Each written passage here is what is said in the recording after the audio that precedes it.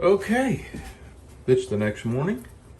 I've got all these edges squared. I got my grooves cut, my stitching grooves. Now, I'm fixing to hammer my stitching holes through these edges here and go to sewing. And when I'm done with the lower parts, then I'm gonna shape the upper parts, cut my slots, and then I gotta put my leather bands here that snap around the handle.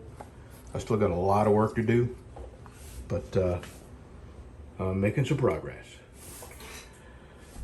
Well, I'll tell you what, it has come to my attention that these sheaths are so much harder to make than the other sheaths that I make for my other knives, the fold over, sew it on one side sheaths. And then for the belt strap, you flip it over and sew it to the back. These are, God, 10 times more harder, more difficult, and take about 3 times the length of time to make. Anyway, they're coming along. I'm getting there. I got one sewed. I'm probably going to start sewing the next ones here. And then I've got to cut my belt slots and then put my straps, you know, with the snaps on that fold over and hold the handle. And then I'm going to do my fades. Not this one. This one's black, black, black. And this one, you know, where was that? Yeah. No.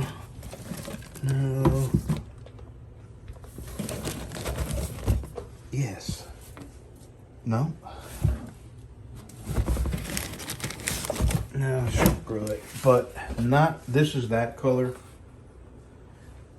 But the orange was like, it was like a brownish color. And I think I'm going to do that fade around the edges with that orange. It's not, they call it orange, I have no idea. Just like this is yellow, and I don't know why they would call it yellow because it's tan. But I think I'm gonna do my fade with that lighter color because the orange color, because I liked them both on that.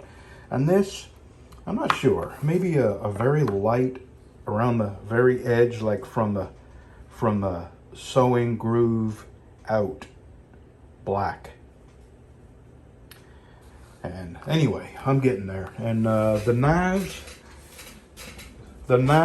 take about 3 times longer to make with the hidden tang, and the sheaves take about 3 times longer to make. So I'm really leaning towards asking more for them and encouraging people less to buy them. I'm telling you, they are, I mean, it's sort of a goal. I want to get good at it. And these 2 knives, this knife eventually came out good, but this knife came out good, fought me. Actually, you know, I do have that little gap there. It's not the end of the world. This knife come out perfect. I'm really happy with how that came out. But man, it's taken weeks of, you know, working with them. So I either got to get way better at making these, way quicker, or I'm just going to have to ask more to justify the length of time it takes me to make them. I don't know. I'm just thinking out loud here. And my wife sent me, you know, she's at the house, I'm down here. She texted me a video link. And I want to warn you, if you want to see how deeply into the cesspool of filth our country has descended, go and watch some of the videos done by Soft White Underbelly. It will take your breath away, and it will make you sick to your stomach if you're not, you know, if you don't live in the cities and you don't see this kind of stuff. But these are the people that are voting the demons into office that are in there now. The Democrats, these are your core Democrat voters, the people in these cities, and go and look how they live. Or not. I mean, it will have a very long-lasting effect on you that a large portion of our country lives like this and wants to continue living like that. Just mind-boggling and truly sickening. But a friend of mine yesterday said, knowledge is power. And that is the truth. I mean, you know, where I live, we are not likely to come in contact with that part of society. Although Shreveport is quickly becoming that kind of a city. And the politics are corrupt from top to bottom. And it's one of the most violent cities that we go near. So we're not completely insulated from it. It's just that we don't have to live amongst it. Anyway, just sitting here. I shouldn't have watched that movie because it has really made me sick to my stomach. It wasn't a movie, a video. And I'm not going to leave a link. But it's called Kensington, Philadelphia. Hold on, I'm going to stop this and look at it, and I'm going to come right back.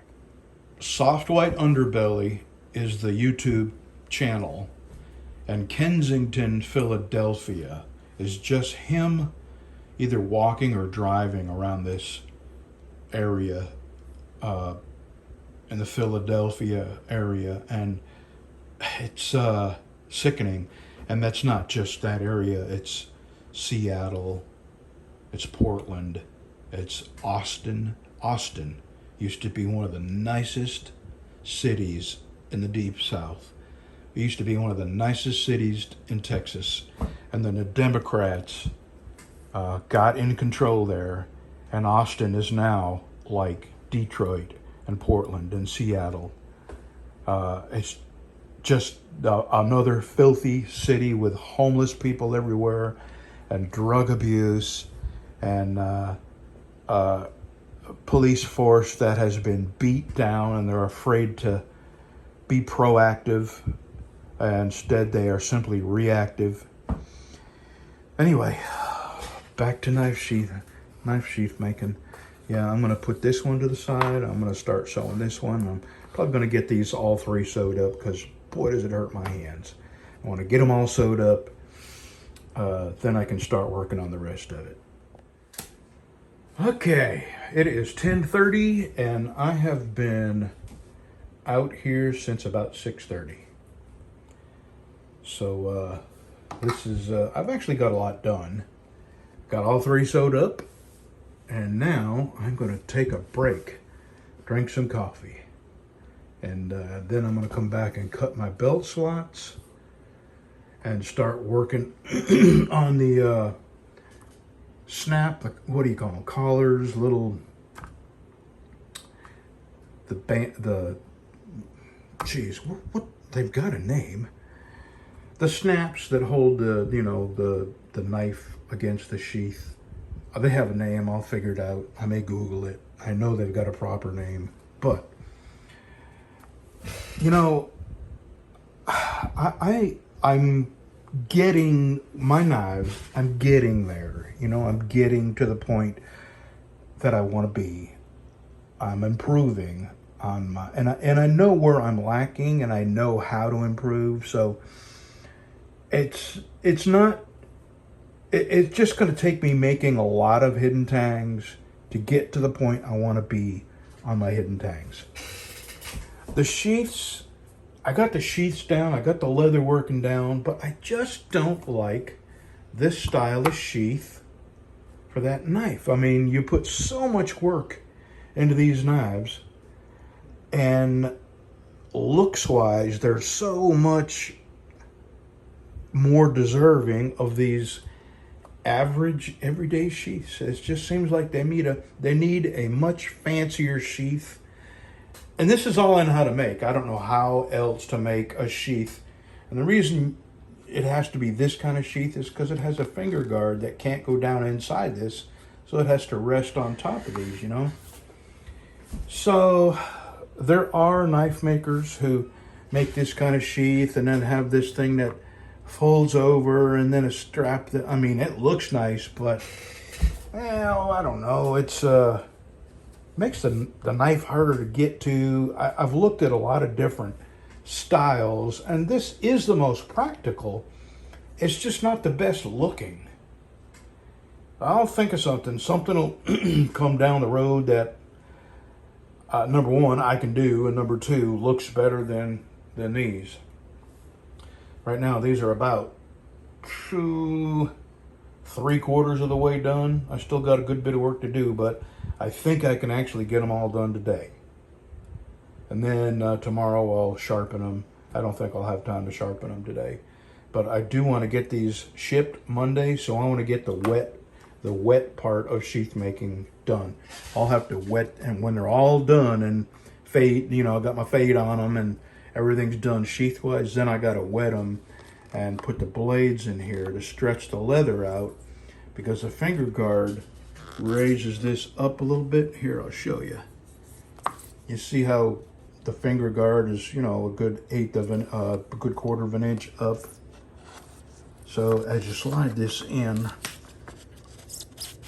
it raises this up higher and higher and higher. So you got to wet this and kind of mold it around this higher angle, and then take the knife out and let it dry like that. So I still have some shaping to do. All right, it's coffee time. All right, there's one. Not done. I still got to dress all my edges, but that's the next thing, and I think I'm going to do that now. Yeah, I'm going to do that right now and then move on to the other two, because I got to wash the black dye off my hand so I don't get it onto the next sheath.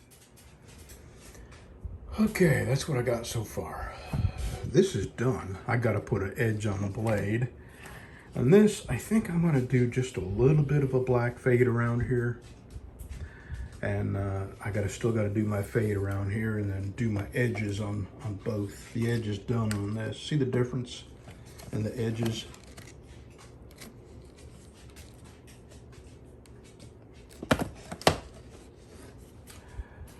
But I'm thinking about quitting for today. It's been a long day.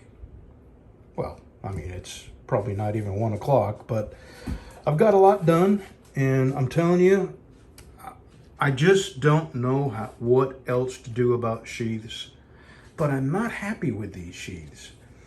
This part's okay, but this part from here up, it's not becoming of these knives, and I don't know what else to do. I just don't know.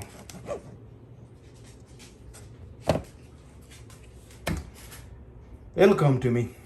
I have a neck knife and a dinner skinner to make, and then I think I'm going to do a knife that I make that I get a lot of pleasure from making, and I've got the sheath down pat, and that's going to be a super duper highly polished Texas rumble, and it's going to take me a long time to do it, and I'm going to use the nicest wood I have, and I'm just going to work on that slowly and enjoy the process. I get a lot of satisfaction out of making the highly polished knives and the Texas rumbles, and the sheaths for them are so much better looking than the sheaths for the hidden tangs. So I'm going to stop with the hidden tangs for a little bit, make a couple other knives that don't give me so much grief, and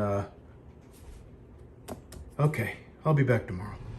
I cannot believe that I am in Shreveport without my gun. As a matter of fact, down this road here, there's been a couple of murders recently. There's been robberies and murders up here, and I am right in the middle of this nonsense with no gun. I'm on my way to Granger to pick up my end mill, my 3/16 end mill. And I've been sitting here stewing over these knives that have just given me fits. And I didn't show you because I'm just, and that's kind of why I knocked off early. I'm just blown away at how nothing has gone right with these knives. Nothing. So in my fitting these knives in and out of sheath, somehow they got scratched. Is there something in the sheath? I do not know. And then one of the knives, the light-handled, the Chechen burl with the super-duper polished job, which also got scratched, which I'll have to rebuff. I left it in the sheath for a little while. I had to wet the sheath and form where the finger guard comes down to the top level of the sheath where the blade fits in. The finger guard stops there, but it also pushes against the back of the sheath. So I have to wet the sheath and form that around the finger guard. Well, I left the blade in there for 10 minutes, 20 minutes. And I pulled it out and there's some kind of crap coating on the blade. Now, I have waxed these blades, so they should be somewhat impervious to moisture for at least for a little while. And I am totally stumped as to what this could be. So I'm just scratching my head thinking how something could be this freaking difficult. Anyway, I got a merge up here. Lean in, merge right. So plus I got to turn left, so I don't know whether I got to turn left before the merge or not. I'll see you. I don't know where I'm going. I'm looking for Granger. I don't think it's on this. I think I got to turn left up here somewhere. This is the Shreveport Regional Airport here. So while I've been thinking about this knife that has somehow, I don't know if I need to turn here or not. If this is a monkhouse, I think I do. Let me look at this. Be quiet, everybody. I'm driving. Nope, that's not it. Okay.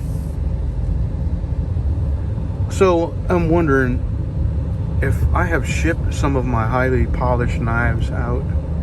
Has anybody gotten a knife for me that arrived not polished from being in the sheath? I mean, is there something in the sheath that's discoloring knives? I don't know. This is such a bad area. I can't believe I'm down here without my gun. I'm almost positive this is where I gotta turn.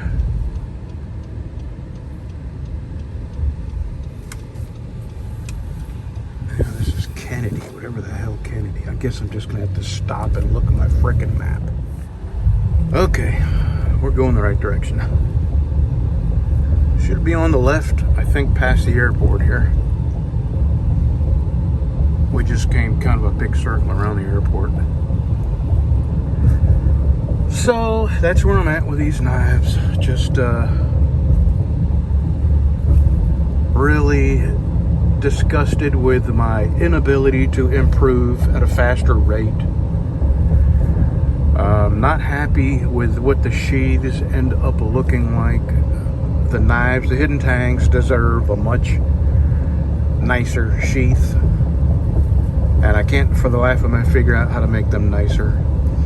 And then the final kick in the face is pulling the knife out after a few minutes in the sheath and it having not rust, but it certainly wasn't something I expected to see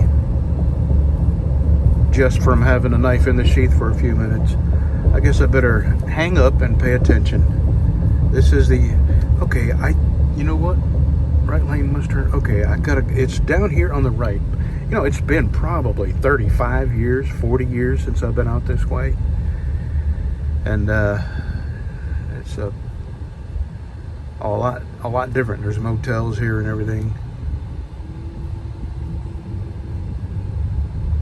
Shootings here, robbings in the motels. They found a dead body in a motel here. I think that's Granger on the right. I do believe.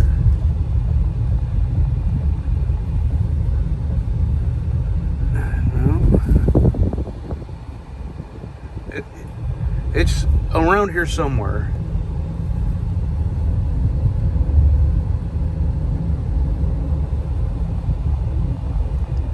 There we go. Okay, we're here. Okay, you probably had enough of these clips, but I'm sitting here thinking I'm going to finish these 3 knives. Actually, the ugly duckling knife, that's done. I just got to put an edge on it.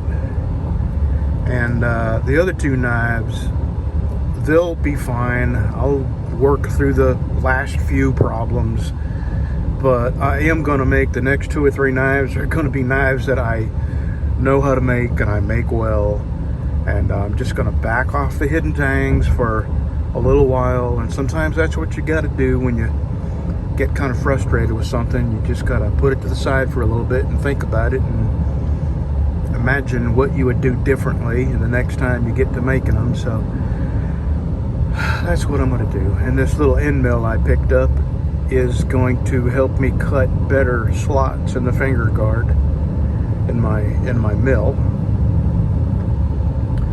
So that's where I'm at. I'm just going to finish these and then be done with hidden tangs for a little while, because God, I have just the aggravation. This is supposed to be fun, and it has been work.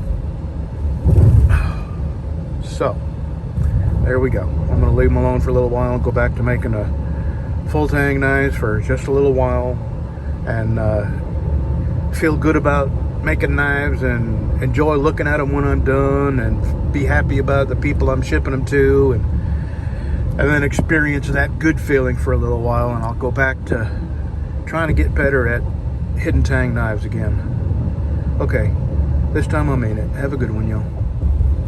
I want to show you what I am averaging for fuel mileage, and it has slowly creeped up higher and higher and higher.